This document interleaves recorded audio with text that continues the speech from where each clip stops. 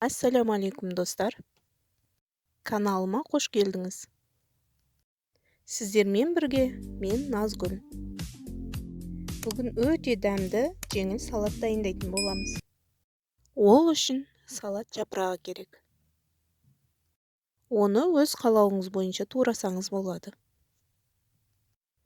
Қолмен бөліп алсаңыз да болады.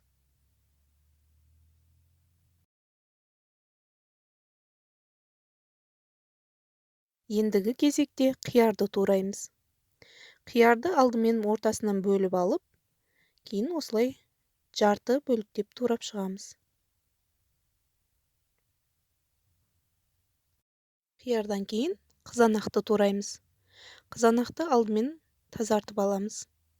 Сосын екіге бөліп, және бір бөлігін бірнеше бөліктерге бөлеміз.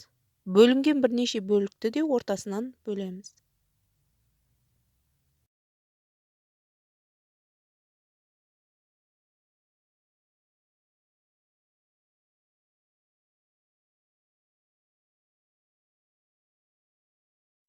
Суға піскен жұмыртқамызды да дәл қызанақ құсатып тураймыз.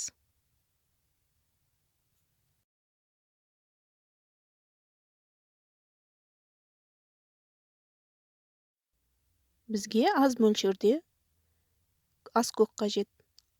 Ас көкті майдалап турап шығамыз.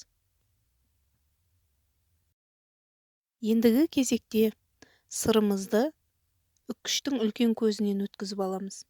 Және салатымызға саламыз. Салатымызға шым-шым тұз саламыз. Және 2 ас қасық майонез саламыз. Жақсылап араластырамыз.